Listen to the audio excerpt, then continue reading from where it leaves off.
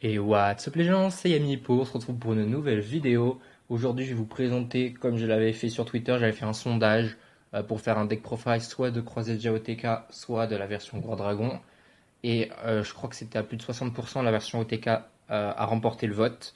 Du coup je vais vous présenter mon Croisédia OTK avec le beau fill center de Maximus. Alors dans ma liste, je joue à 42, je préfère vous préciser avant. Du coup je vais jouer 3 Maximus. Alors Maximus, c'est une des meilleures cartes du deck parce que elle va pouvoir doubler les dégâts de combat d'un monstre Croisédia, lien Croisédia. Du coup, c'est vraiment très très fort parce qu'en général, on va la mettre sous Equimax. Du coup, déjà, Equimax, rien qu'avec Maximus, il passe à 3006, dégâts x2, donc ça peut aller très vite. Et en plus, en général, tu te boostes avec le terrain et des kaiju, des trucs comme ça. Du coup, 3 Maximus. Ensuite, on va jouer en fait, je joue les croisés déjà tous x3. 3 Draco. Alors Draco, c'est une très bonne carte. Elle permet quand tu la spé dans une zone d'un monstre lien, elle permet de récupérer un monstre Croisédia ou une carte Croisédia, si je dis pas de bêtises, c'est pas forcément un monstre. Une carte Croisédia, oui c'est ça, une carte Croisédia dans le cimetière. Donc ça peut être un lien, une magie, une piège, n'importe quoi. Et c'est un niveau 4, donc c'est toujours cool. Du coup, j'ai joué 3 Draco. Il faut savoir que pour ceux qui ne le savent pas, la particularité de tous les monstres Croisédia, c'est qu'ils peuvent se spé dans une zone pointée. Par contre, néanmoins, imaginons que vous avez Norm Draco, vous faites Magus, vous faites Monster Reborn, vous le spé, et ben vous pouvez quand même spé un Draco de votre main parce que vous l'avez pas encore spé par son effet. Du coup, c'est plutôt sympa. Du coup, 3 Draco. Ensuite, je vais jouer 3 Arboria. Arboria, c'est une très bonne carte parce qu'elle protège les monstres liens Croisédia, notamment elle va protéger Avramax, ce qui est très fort parce qu'il y a Croisédia dans son nom, mais elle va aussi protéger surtout Equimax, et c'est globalement une bonne carte. Ensuite, 3 Reclusia. Alors Reclusia, c'est une bonne carte aussi, on la joue surtout pour en norme ou en spé, ça dépend parce que ce qui est bien c'est que quand elle se spé, elle peut péter une carte en ciblant elle-même. En fait, je pète Reclusia ou un autre monstre Croisédia et je peux péter une carte. Donc elle a un peu l'effet de Pancra en soi, donc c'est plutôt pas mal et c'est toujours cool. Et comme contre des decks Altergeist par exemple ou Magicien qui joue comment ça s'appelle la magie, je sais plus la magie de terrain, je crois que c'est Village secret des magiciens qui fait que tu dois contrôler un monstre magicien pour faire des magies, bah, grâce à ce monstre, ça pose pas de problème. Et derrière, tu peux enchaîner sur Magus, qui est un monstre magicien, du coup, en soi, c'est une très bonne carte. Ensuite, 3 Léonis. Bon, c'est la seule carte qui n'est pas de rareté dans les monstres Croisédia, c'est dommage, parce que dans les Teambox, ils ont up la rareté de quasiment tous les Croisédia, sauf Spata, Regulex et Léonis. Du coup, lui, Léonis, euh, je vais surtout l'utiliser, par exemple, il m'a surtout servi des fois contre Thunder Dragon. Quand il met son colosse en défense, si je booste bien Equimax, et bah, grâce à Léonis, quand il se spé, son effet, c'est qu'après je peux cibler un monstre lien Croisédia et il a dégâts perçants. Du coup, si je booste bien mon Equimax, bah, je peux avoir l'OTK facile. Du coup, ça c'était pour les monstres Croisédia. Ensuite, on va avoir en carte de l'héritage du monde, on va avoir la lance et la couronne. Déjà, je vais expliquer la couronne. La couronne, en fait, elle se spé comme les Croisédia dans une zone pointée d'un monstre lien. Et son deuxième effet, zoom. Son deuxième effet, c'est qu'on peut sacrifier cette carte quand un monstre de l'extra deck active son effet. Et on a lu l'activation, par exemple, imaginons qu'il fait un monstre de l'extra, je sais n'importe lequel, il fait son effet, on peut sacrifier cette carte, annuler, détruire la carte. Mais en général, j'utilise très rarement cet effet. En général, on l'utilise plus pour soit comme negate quand on a Equimax, et ça booste Equimax aussi de 2000, ça peut servir de negate parce que je vous expliquerai après l'effet d'Equimax quand je passerai à l'extra. Mais aussi, je l'utilise essentiellement pour son effet de spé. Hein. Ensuite, du coup, la lance. La lance, elle est bien, c'est que, comme vous pouvez voir son effet, moi j'utilise que cet effet-là, c'est l'effet rapide. Durant la calcul des dommages, en gros, si un monstre lien combat, Je peux défausser cette carte, le monstre combattant de l'adversaire perd 3000 d'attaque, donc en général avec Equimax ou Avramax. Si j'ai cette carte en main, je la défausse. Du coup, le monstre, en général, les monstres, ils ont à peu près 3000 ou moins. Du coup, il est facilement à 0 et je TK facile. Donc c'est plutôt une bonne carte.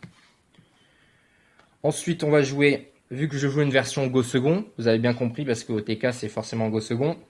Je joue 2 Pancras et un BES vaisseau canon destructeur.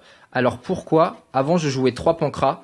Le problème c'est que t'as pas envie d'en avoir 2 en main de départ.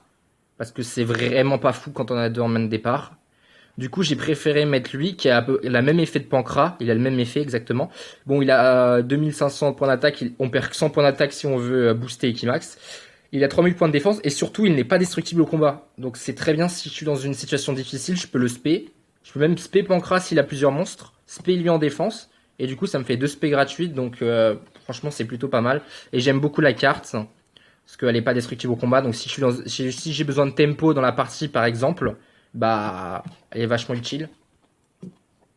Du coup, ensuite, on va passer à l'engine Kaiju. Je joue 4 Kaiju, que sont Shizukiru, je connais pas les noms par cœur, hein. Le Roi Tonnerre Kaiju, Radiant et Gamciel. Pourquoi je joue 2 monstres à 3003, un monstre à 2008 et un monstre à 2002. Faut savoir que je vais peut-être modifier certaines cartes parmi ceux-là. En fait, à la place de Radiant, avant je jouais Dogoran, mais le problème de Dogoran, c'est que quand je jouais contre Salah, et la plupart du temps avec Ita, il me piquait Dogoran en fait, et c'était assez chiant. Du coup, je l'ai enlevé. Et j'ai mis Radiant qui a peut-être moins d'attaque, mais les Keiju ça va surtout servir à booster, et je trouve que 4 c'est un bon ratio. J'aurais bien aimé mettre peut-être les deux autres ici, mais je me dis qu'en fait, c'est mieux d'avoir ces 4 kaiju différents parce qu'en fait, si t'as les deux mêmes dans la main, c'est pas fou. Et si t'as 2 kaiju à 3003, tu peux pas les trade parce que imaginons si j'ai ça en main de départ, bah si je brique, imaginons ça va pas vraiment m'aider alors que si j'ai par exemple Gabciel et quoi Putain, j'arrive Jizukiru, excusez-moi. Et bah je peux le spé sur son terrain, le Gamciel, et taper spé Shizukiru et taper dessus. Donc voilà, je joue les kaiju. Du coup ça c'était pour mes monstres. Ensuite on va passer aux magies. Je joue de Super Poli. La carte est excellente. Surtout quand je suis une version Go second. Du coup en général l'adversaire il a le temps de mettre son board et tout ça. Et Super Poli c'est super fort contre plein de decks. Et aussi, ça me permet de, par exemple, je fais Magus, je fais Super Poli, je peux pas, des fois ça m'arrive de faire Bout Dragon ou n'importe quoi en dessous. Du coup, je peux spé et tout, ça, enfin, je trouve vraiment la carte très forte et voilà, je la joue x2. x3, j'aime pas parce que ça peut brick. Alors, avant, je jouais 2 interruptions au Sommeil Kaiju, mais je me suis dit que, vu le format actuel, je trouvais pas la carte si forte que ça. J'ai testé, mais au final, j'étais pas convaincu. Parce que notamment ça là, il y a Bellings qui peut se bannir pour protéger. Dans Orcus, Dingy peut protéger. Dingirsu. Et Thunder, tu bannis du cimetière et tu protèges ton Colossus. Donc en soi, il y a tellement de protection que les cartes avec un effet Rageki sont pas si ouf que ça. Du coup, je les ai cut. Et j'ai entré plutôt à la place 2 fusions instantanées. Vous verrez pourquoi, j'ai changé un peu mon extra aussi comparé à ma version que j'avais donnée à quelques personnes. Parce que déjà c'est un extender facile, genre pour lancer mes combos. Et ça me permet aussi d'économiser des ressources croisées parce que voilà. Et la carte en soi est très puissante. Du coup, 2 fusions instantanées. Ensuite, je vais jouer la meilleure carte du jeu, de désir. Parce que le problème de Croisé OTK, c'est qu'on utilise souvent beaucoup de ressources. Parce qu'on essaie d'OTK en un tour. Du coup, ça m'arrive des fois que j'ai plus de ressources. Du coup, la carte est vraiment très forte. Et en soi, il n'y a pas vraiment de carte qui me dérange à être bannie. Sinon, ce que je fais en général, c'est que dans la version de ce deck, c'est beaucoup plus problématique de se faire H à Regulex ou Magus que se faire H pour des désirs. C'est pour ça qu'en général, ce que je fais, c'est je lâche le pot des désirs, il me fait H, et du coup après je peux quand même lancer mes combos croisés déjà, parce que Le problème étant, c'est que s'il me hache Magus, bah, j'ai un monstre croisé déjà en moins et je peux peut-être pas avoir accès à Equimax ou à Vramax.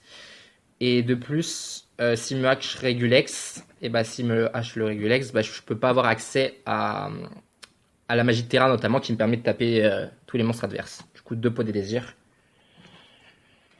Ensuite, on va jouer 2 contrôles mental. La carte est vraiment excellente en go second parce que je cible le monstre, je le prends en contrôle et en général, ce qui est vraiment fort, c'est que soit je peux le placer sous Equimax et je peux booster mon Equimax parce que le monstre qui a été pris avec contrôle mental ne peut pas attaquer. Du coup, moi, ça me dérange pas, je le mets sous Equimax et je peux booster mon Equimax. Et de deux, si je pique par exemple un monstre, on va dire Orcuste, je pique sa Galatea, j'ai déjà Equimax sur le terrain, je peux partir sur un Avramax, donc il y a plein de plays possibles.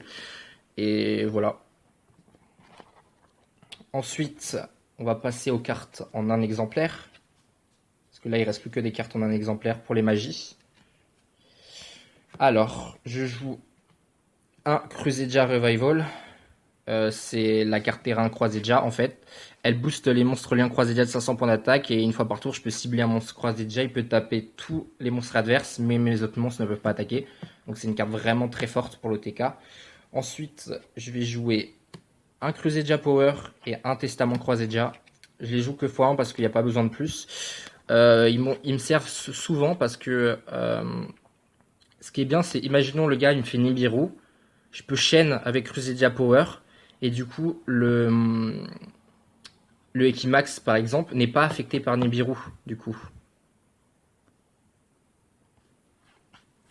Je crois, hein. Si je dis pas de bêtises, je peux me tromper. Vous me direz en commentaire. Et du coup, ça permet par exemple aussi, si cible mon monstre, et bah, de protéger un monstre croisé déjà, donc c'est plutôt fort. Et des fois, quand je bannis le terrain avec Désir, et bah, j'ai quand même un accès avec Redulex à tuto des cartes et avancer dans mon deck. Donc c'est pour ça que je les joue aussi. Testament croisé déjà, c'est bien parce que l'adversaire ne peut pas répondre aux effets de mes monstres croisés déjà jusqu'à la fin du tour. Donc c'est plutôt fort. Et le deuxième effet que j'utilise de temps en temps, et qui est vraiment fort, c'est que durant la dommage step, quand je pète un monstre, par exemple avec Equimax, bah, si je le pète, je fais piocher 3. Donc c'est vraiment super fort. Parce que c'est en fonction de la classification là. Du coup, je joue ces 3 cartes là pour les croiser déjà. Ensuite, je vais jouer un drone. Parce que drone est vraiment très fort dans le deck. Ça permet d'économiser énormément de ressources. Je vous expliquerai après pourquoi quand je vous montrerai l'extra deck, mais je joue un drone parce que c'est très fort. Un renfort de l'armée. Renfort de l'armée pour chercher la Arboria. Et ça permet d'avancer dans le deck.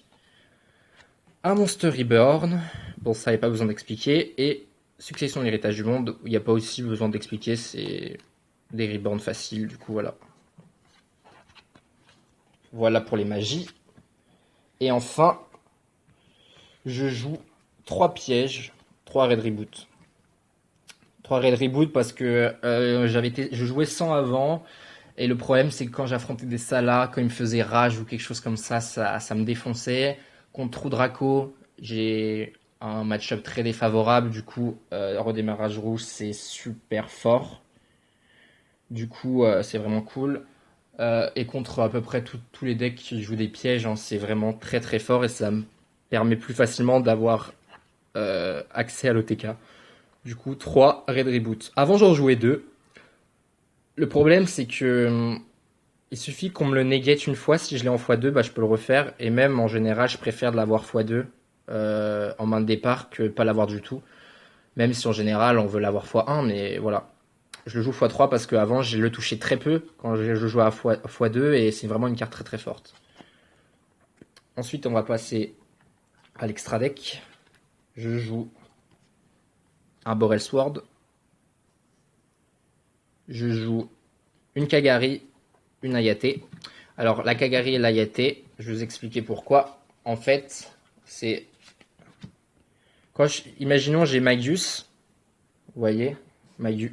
Attendez, la lumière. J'ai Magius. Désolé pour la lumière, il y a des problèmes de luminosité. Je fais drone. Du coup, je vais faire Kagari. Tac. Effet Magius, je vais tuto un Croisédia.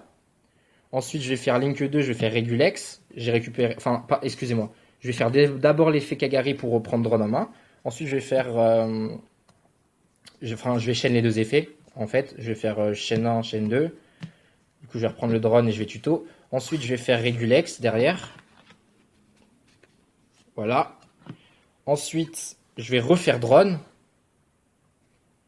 Ensuite, je vais faire Ayate. Effet Regulex, je vais tuto la magie. Et au final, avec une carte, vous voyez, j'ai économisé entre guillemets deux monstres croisés déjà ou la couronne de l'héritage du monde. Du coup, en une carte, j'ai fait énormément d'économie de ressources. Du coup, c'est pour ça que j'aime beaucoup la carte. Du coup, comme j'ai dit, Borel Sword, Ayate, Kagari. Ensuite, je vais jouer les Croisédia. Je suis en train de retrier. Tac. Et tac. Du coup, pour l'extra deck Croisédia, je joue un Avramax. Deux Equimax. Je le jouais x1, mais x2 c'est vraiment fort parce que quand tu l'as x1, des fois il te manque. Et voilà, j'aime bien. Deux Regulex. Et deux Maximus. Trois Maximus, excusez-moi. Trois Maximus. Je le jouais à deux en fait. Et il m'arrive souvent que bah il me manque un dans les games. Et du coup, notamment, j'ai fait un tournoi où j'ai perdu. J'étais en 3-0 et je perds la game, je passe en 3-1 parce que en fait il me manquait un Magus et du coup avec ce Magus j'avais accès à Avramax ou même refaire ma loupe et, et ça s'est pas fait parce qu'il m'avait ogre mon premier Magus et du coup j'avais pas fait grand chose du coup voilà. Du coup voilà pour l'extra deck croisé déjà. Ensuite on va passer au target à Super Poli et à fusion instantanée, instant de fusion. Alors le Starring Venom, le Bout Dragon, le Chimère Duplexeur et le Renoncer au Mille-Yeux millénaire. Ou Mille-Yeux, ouais, enfin bref. Du coup, alors ça c'est mes trois targets surtout à Super Poly. Et ce qui est bien c'est que vu que le Bout Dragon est niveau 4 et le Chimère Duplexeur est niveau 5, et ben j'ai trois targets à instant de fusion. Du coup, selon les situations en fait, je peux faire pas mal de trucs et c'est ça que j'aime beaucoup, c'est la polyvalence. Pourquoi Chimère Duplexeur et pas Chimère à Violette, c'est un amant grande? Parce que déjà c'est un niveau 5, du coup je peux le faire avec instant de fusion. Et même ça me demande que de mon cyber, c'est pas forcément de mon Sala. Du coup ça peut se jouer face à Marine 16, à Sala, à Cybers pur et du coup et même à d'autres decks Cybers, du coup c'est vraiment cool. Du coup voilà, ça c'était pour l'extra deck. Ensuite, on va passer au side. Je vais jouer 3 lancers. Parce que au vu de la méta, qu'il y a beaucoup de Thunder et d'Orcust, bah 3 lancers c'est obligatoire. Ensuite, je vais jouer 3 Nibiru. Parce que la carte est vraiment très forte. Je la joue pas en main parce que je préfère avoir un Kaiju pour OTK qu'avoir le Nibiru. Et je suis pas sûr que le mec fasse plus de 5 invoques en face. Et surtout pour ça, parce que imaginons que je joue Nibiru en main, ça peut être une carte morte. Et j'ai pas envie vraiment d'avoir de cartes mortes dans le deck. Du coup, si je vois que le mec il spé beaucoup, il fait des combos et tout, bah je vais la rentrer. Ensuite, je vais jouer 3 Zerkenbi Only One. Alors pourquoi je joue 3 Zerkenbi? Tout simplement parce que dans mon deck, il y a énormément, même quasiment tous les monstres sont de types différents et même de l'extra deck. Le seul problème qui va se poser, c'est que je pourrais pas Reclusia sous Magus et je pourrais pas réguler, Léonis sous Regulex. Par exemple, le Spé sous Regulex, vu que c'est deux monstres bêtes et Reclusia et Magus, ce sont deux monstres magiciens. Mais globalement, je suis pas embêté par ça. Du coup, je peux faire mes combos et ça me pose pas de problème. Ça embête plus l'adversaire qu'autre chose. Du coup, voilà, je la joue x3. Ensuite, je vais jouer 3 Evenly. Evenly, c'est surtout pour True Draco, parce que True Draco, c'est vraiment, je pense, mon pire match-up. Parce que True Draco, ce qu'il va faire souvent, c'est que, j'ai plus le nom de la piège, qui annule les effets des monstres qui ne sont pas invoqués par sacrifice. Du coup, mes monstres liens croisés déjà n'ont pas d'effet. Du coup, ils sont pas boostés, ils peuvent pas tuto et tout ça. Du coup, c'est vraiment un enfer. Et mon deck a énormément mal contre True Draco. Du coup, 3 Evenly, c'est vraiment obligatoire. Contre Draco, je l'entre à chaque fois. Et même contre d'autres decks, c'est forcément utile. Ensuite, j'ai joué 2 parfums. Pour les quelques Sky Strikers qui restent, je préfère ça que Ordre Impérial, dans le sens où j'ai quand même besoin de mes magies. Du coup, perdre un tour à les utiliser, ça me dérange pas tellement. Mais ne pas pouvoir les utiliser, c'est embêtant. Et même, le problème, c'est qu'avec Ordre Impérial, tu perds 700 à chaque tour. Du coup, je suis pas trop fan.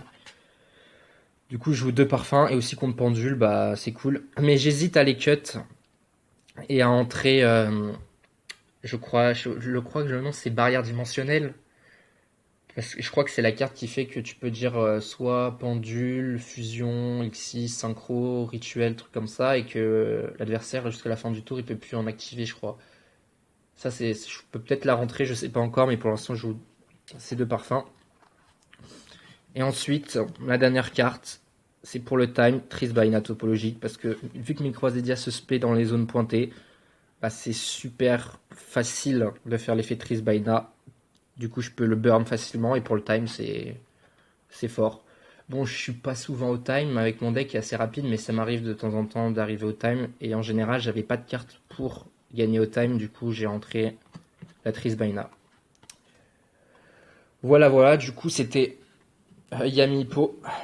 J'espère que cette vidéo vous aura plu. Si vous voulez que je vous montre comment se joue le deck, n'hésitez pas à me le dire en commentaire. Je ferai une vidéo, un playtest. Sur ce, moi je vous retrouve dans une prochaine vidéo et je vous dis ciao ciao.